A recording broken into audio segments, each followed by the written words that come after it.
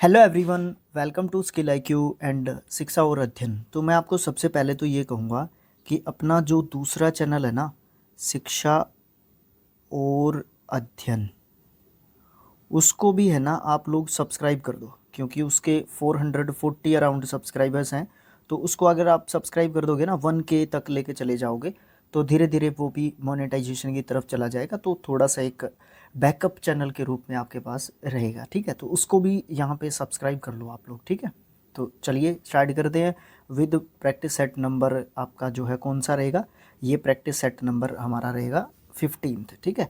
तो 15th जो practice set है उसकी यहाँ पे बात करते हैं। चलिए स्टार्ट करते हैं इसको। डायरेक्शन क्या है? Select the sentence which gives the most appropriate meaning of the given idiom. आपको एक ईडियम दिया हुआ होगा क्वेश्चन के रूप में, और नीचे आपको 4 ऑप्शंस दे रखे होंगे जो उस ईडियम के मीनिंग को जो है एक तरीके से डिफाइन कर रहे होंगे। तो उस ईडियम के मीनिंग को उस सेंटेंस के रूप में आपने बताना है कि कौन सा जो है यहाँ पे सही रहेगा, ठीक है।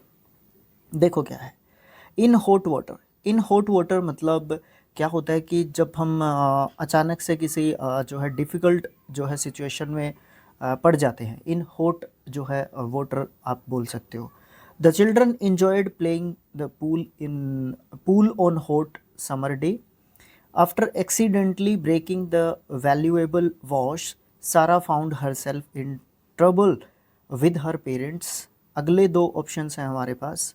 The company faced challenges due to the economic downturn but managed to overcome them. The chief the chief होना चाहिए था।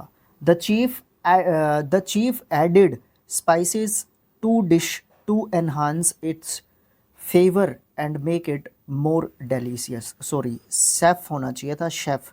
ये जो है चीफ शेफ, ये जो है बिल्कुल यहाँ पे जो है एक तरीके से आपको मिस्टेक एक तरीके से यहाँ पे आपको देखने को मिल रही है, ठीक है। ये थोड़ा सा इस तरीके की जो है चीज़ें ध्यान रखने की कोशिश करो। वैसे स्पेलिंग शेफ़ है ये, हाँ, चीफ नहीं है, ये शेफ़ है। क्योंकि डिलीशियस खाने की बात हो रही है तो चीफ की स्पेलिंग CHIEF होती है। चीफ चीफ मतलब मुख्य है, लेकिन यहाँ पे मुख्य की बात हो नहीं रही, तो यहाँ पे शेफ़ की बात हो रही है। तो बिल्कुल सही है, ये शेफ़ है, ठीक है। शेफ़ खाना बनाने वाला जो शेफ़ होता है। अच्छा, तो ये चीज़ समझ ली हम लोगों ने। तो अब यहाँ पे हमारा आंसर क्या है? इसका आंसर नंबर 2 रहेगा। क्यों रहेगा? देखो, अचानक से जब वो वैल्यूएबल जो वॉश है, गुलदस्ता टाइप का वॉश आप उसको बोल सकते हो, वो अचानक से टूट गया, तो सारा जो है अपने आप को एक अनकंफर्टेबल, या फिर जो है अनकंफर्टेबल ये हो गया कि अचानक से उससे अच्छा जो सुंदर वॉश था वो टूट गया। तो अब वो क्या करेगी? डरेगी अपने माँ बाप से। तो वो वाली सिचुएशन सारा के साथ हो गई। तो इसलिए हमारा आंसर नंबर 2 जो है हो जाएगा। उसके बाद आपका क्वेश्चन आता है नेक्स्ट। क्वेश्चन आता है नेक्स्ट, और ऑप्शंस को हम एडजस्ट कर लेते हैं यहाँ पे। जी हाँ, बिल्कुल अब सही है, ठीक है। देखिए, कीप योर चिन अप। अपनी जो ठुड्डी है उसको अप रखो। मतलब क्या है कि चिन को अप रखो। मैं कहने का मतलब क्या है कि कोई भी सिचुएशन हो, राइट रॉन्ग, सही गलत, है ना, वो चीज़ हो तो अपने आप को है ना डाउन मत होने दो, सिचुएशन चाहे कोई भी हो। ऑप्शंस हैं हमारे पास। The students diligently completed their homework assignments before the deadline. The hiker enjoyed the breathtaking view from the mountain top, taking in the natural beauty. To the death are helpless, ये किसी और का आ गया यहाँ पे, ठीक है। ये ऑप्शन जो है किसी और का एक तरीके से यहाँ पे एक तरीके से ऐड हो गया है। ये थोड़ा सा यहाँ पे मिस्टेक, आप इसको एक तरीके से देख सकते हो, ठीक है। ओके, तीसरा ऑप्शन हमारे पास आया है। The scientist conducted experiments and gathered data to support his research hypothesis. चौथा ऑप्शन आपके पास आता है। Despite facing setbacks she remain positive and determined to achieve her goals. तो ऑप्शन नंबर 4 यहाँ पे आपका आंसर निकल के आता है कि चिन्ह को आप ऊपर रखो फिर भी। क्यों? क्योंकि बहुत सारे आपने सेटबैक्स को फेस किया है, फिर भी वो पॉजिटिव है, डिटरमाइंड है। किसके प्रति? अपने गोल को अचीव करने के प्रति। तो यहाँ पे ये नहीं आएगा। ये जो है ना, ये एक्स्ट्रा लाइन कहीं से ऐड होके कट पट के ऐसे लग गई है ये, ठीक है। ओके, नेक्स्ट क्वेश्चन आता है बैड ब्लड। बैड ब्लड का मतलब बुरा खून नहीं, गंदा खून नहीं। बैड ब्लड का मतलब होता है कहीं ना कहीं कोई एनिमिटी, दुश्मनाई, इस तरीके की चीज़ों को हम जो है एक तरीके से बोल सकते हैं bad blood. Okay, bitter relations को डिफाइन करते हैं बैड ब्लड जो अपना ईडियम है। She is so scared of cockroaches that she painted नहीं fainted when she saw them crawling near her foot। अच्छे तरीके से समझ में आ गया होगा, वो कॉकरोचेस से बहुत ज़्यादा मतलब डर गई थी, वो जो है लगभग मूर्छित होने वाली थी या मूर्छित हो गई जैसे उसने देखा, बेहोश हो गई कह लो, जैसे उसने देखा कि वो कॉकरोच जो है क्राउलिंग करके चल के उसके पैरों के पास आ गया था। Sushant always gets in trouble for telling lies but he never learns anything. The doctor dropped the bad news to Ravi as he was suffering from a serious disease. The gangster had some bitter relations with a local activist, so he warned him to stay out of his business. Option number 4 इसको अच्छे तरीके से define कर रहा है। क्यों? क्योंकि bitter relations की वजह से यहाँ पे चीज़ें आपके सामने आ रही हैं। देखो, गैंगस्टर ने वार्न किया था या गैंगस्टर्स के बिटर रिलेशंस थे किसके साथ? एक लोकल एक्टिविस्ट था उसके साथ, इसलिए उसने उसको वार्न भी किया था कि वो जो है स्टे आउट रहे। फ्रेजल वर्ब है स्टे आउट, दूर रहना, ठीक है, स्टे आउट रहे उसके काम से, उसके बिजनेस से, उसके काम से एक तरीके से दूर रहे, बीच में लफड़े में ना पड़े, ठीक है। नेक्स्ट क्वेश्चन आता है डाई अ डॉग्स डेथ, कुत्ते की मौत मरना। जानते हैं आप कुत्ते की मौत मरना किसको डिफाइन करता है? The doctor who used illegal methods to conduct experiments on humans must die a shameful death, कहीं ना कहीं डिफाइन कर रहा है। The old businessman died in peace after meeting his whole family on his death bed, तो ये तो कोई डिफाइन नहीं कर रहा इसको। Yesterday a poor vegetable seller died in an unfortunate accident, ये भी डिफाइन नहीं कर रहा। Wars compel people to starve to that death and they helpless, option number 1 इसका सही उत्तर होगा। ये भी डिफाइन नहीं कर पा रहा है हमारे आंसर को, क्योंकि डॉक्टर जो है ना इलीगल मेथड्स को यूज़ कर रहा है अपने एक्सपेरिमेंट्स को कंडक्ट करने के लिए ह्यूमंस के ऊपर, है ना, तो इसलिए वो शायद ये पक्का है, ठीक है ना, ये पक्का है कि वो एक दिन शेमफुल डेथ होगी उसकी, कुत्ते की मौत एक दिन वो मरेगा, क्योंकि वो गलत काम कर रहा है, गलत तरीके से अपने एक्सपेरिमेंट्स को जो है इम्प्लीमेंट एक तरीके से कर रहा है on human beings. A dime a dozen, ये क्या होता है? अ डाइम अ डजन, ये तो बहुत बार हम लोग डिफाइन भी कर चुके हैं। चलो देखते हैं ऑप्शंस क्या हैं। And the antique store had some rare finds, but they were a dime dozen.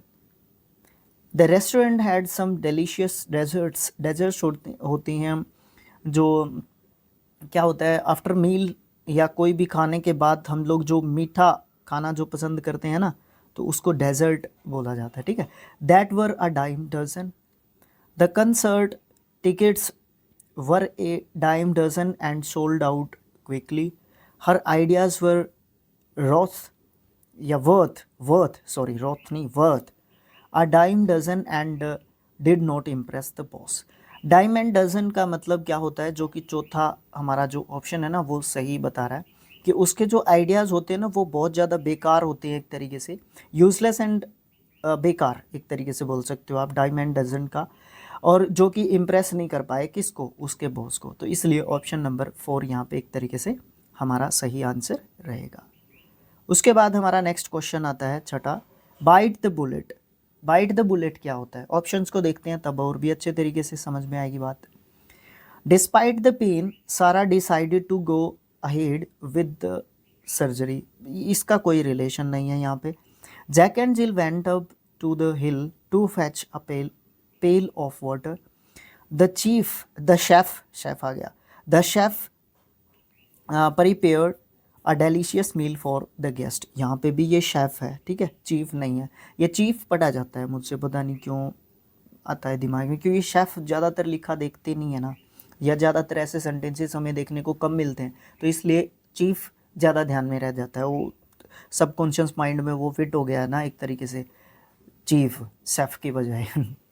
The children played in the park on A sunny day. तो यहाँ पे हमारा राइट आंसर एक तरीके से क्या है, यहाँ पे हमारा राइट आंसर क्या है, देखो, डिस्पाइट द पेन, पेन के बावजूद भी, बाइट द बुलेट का मतलब होता है कि आपको है ना क्या करना पड़ेगा, ये काम तो आपको करना ही पड़ेगा।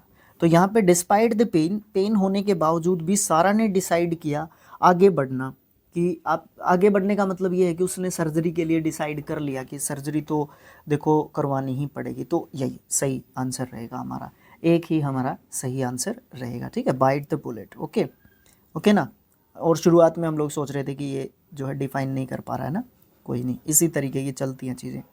उसके बाद नेक्स्ट क्वेश्चन आता है आपका, hit the nail on the head. Recent इन्हीं 19 जो हमारे B3 में जो 19 हमारे दे रखे हैं ना प्रैक्टिस सेट, है ना, इनमें ही आज तक 15th, अभी हम ये 15th कर रहे हैं अभी, है ना, तो इससे पहले जो 14 हो चुके हैं इनमें भी ये hit the nail on the head आ चुका है। मतलब एक सही चोट, ठीक है ना, एक सही चोट, एक सही डिसीजन भी बोल सकते हो, चोट भी बोल सकते हो, निर्णय भी बोल सकते हो, ठीक है। अब इसमें से कौन सा हमारा सही आंसर होगा वो तो ऑप्शंस पढ़ेंगे तभी पता चलेगा। The teacher explain the difficult concept clearly, Amy and John went to the beach for relaxing vocation, Mike bought a new car for the dealership, Tom missed the bus and had to walk to work। तो यहाँ पे option number 1 जो है आपका सही जो है explain कर रहा है उस चीज़ को, क्योंकि डिफ़िकल्ट कॉन्सेप्ट था ना, ठीक है, डिफ़िकल्ट कॉन्सेप्ट था तो उसको किसने क्लियर किया, टीचर ने क्लियर किया या एक्सप्लेन किया एक तरीके से, और वो भी कैसे, क्लियरली, बहुत अच्छे तरीके से बच्चों को वो समझ में आया। तो वो जो, क्योंकि बच्चों ने क्या किया था, ट्राई किया था, है ना, तो वो ट्राई क्या होगी, फेल हो गई, तो फिर उसके अंदर जो है टीचर को इन्होंने इस चीज़ के अंदर शामिल कर लिया, तो उन्होंने क्या कर दिया, hit the nail on the head कर दिया। मतलब सही हथौड़ा किसका लगा, टीचर का लगा, ये बोल सकते हो आप लोग, ठीक है। ओके, हमें तो चीज़ सीखने से मतलब है ना भैया। ओके, अभी हमारा क्वेश्चन नंबर 8 देखते हैं हम लोग क्या कहता है। ये कहता है ईट like a horse. Eat like a horse मतलब बहुत ज़्यादा खाना खाना, बहुत ज़्यादा खाना खाने को ईट लाइक अ हॉर्स आप जो है बोल सकते हो या बोलते हैं। ओके ओके जी, अब यहाँ पे देख लेते हैं हम लोग क्या हमारे पास जो है हमारा आंसर यहाँ पे आने वाला है। ऑप्शंस तो देख लेते हैं, आंसर तो तभी पता चलेगा। बीइंग वेरी हैप्पी, या क्विक सेल आउट, या फिर ईट टू एक्सेसिवली, और ईटिंग टू लेस। लेस नहीं, एक्सेसिवली, ज़्यादा खाने खाने को हम क्या बोलते हैं, eat like a horse. Next question है light at the end of the tunnel. अब देखो, एक टनल से हम लोग क्या कर रहे हैं, गुजर रहे हैं, ठीक है, और टनल मान लो 2.5 किलोमीटर की लंबी है, तो उसके अंदर होंगी लाइट्स। मान लो अंधेरा है, तो टनल यहाँ से स्टार्ट हो रही है, आपको यहाँ पे लाइट दिख रही है, तो इसका मतलब क्या है, आपको एक उम्मीद की किरण दिख रही है ना, वो वाली चीज़ होगी ना, एक उम्मीद की किरण दिखना, तो वो वाली बात यहाँ पे हो जाती है। Light at the end of the tunnel मतलब क्या है कि जो टनल है ना उसके लास्ट में लाइट है। कहने का मतलब क्या है कि हम जब अपने काम को कंप्लीट करेंगे या कोई ऐसा साइन दिख जाता है हमें कि हम जैसे ही आगे बढ़ रहे हैं, कुछ हमें इतना अच्छा इम्प्रूवमेंट नहीं दिख रहा या इस तरीके की चीज़ें नहीं दिख रही, अचानक से आपको एक उम्मीद की किरण दिख जाए, तो वो आपके लिए light at the end of the tunnel हो जाता है। एक उम्मीद दिख जाती है कि हाँ, नहीं नहीं नहीं नहीं नहीं, सही चल रहे हैं हम लोग, वो वाली बात हो जाती है ना। To make a bad situation rose by saying or doing something that is hurtful, staying informed and updated about everything, seeing signs of improvement in the future through good and bad times। कहने का मतलब क्या है, option number 3 आपका यहाँ पे सही answer होगा, ठीक है, क्योंकि इसमें जो है आपको इन फ्यूचर जो है आपको अच्छे जो है साइंस एक तरीके से दिख रहे हैं। ओके, नेक्स्ट जो आपका क्वेश्चन आएगा वो लास्ट क्वेश्चन होगा इस जो है पार्ट का एक्चुअली 15th जो हमारा प्रैक्टिस सेट है उसका, ठीक है।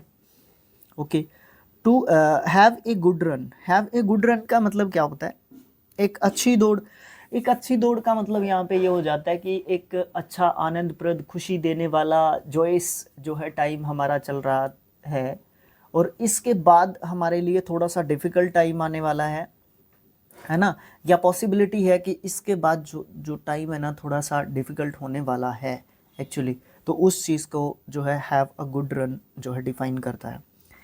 To experience joy and success in same endeavor but only for a limited period of time.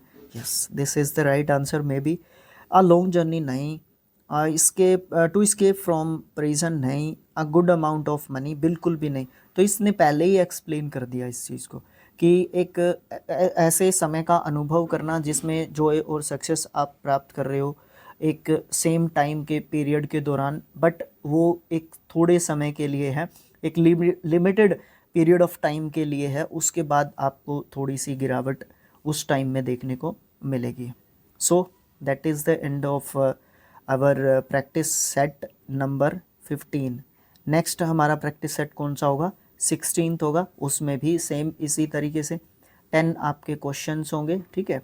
और वो बात याद रखना हमारे सेकंड चैनल को भी, क्योंकि इस पर भी मैं ये वीडियो डाल रहा हूँ, सेम वीडियोस डाल रहा हूँ फ़िलहाल तो, लेकिन उस पर भी कोशिश करेंगे अलग चीज़ें डालने की। बट स्किल आईक्यू को ज़रूर से खींच के रखो, बिकॉज़ ये अर्निंग देने के लिए एकमात्र साधन है हमारे पास फ़िलहाल।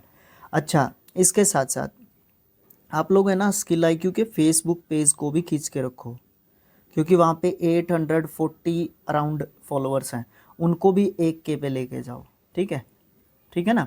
वो वहाँ पे भी फॉलो ज़रूर करो अपने पेज को। Okay, thanks for watching, thank you so much. मिलेंगे नेक्स्ट पार्ट में। Thank you.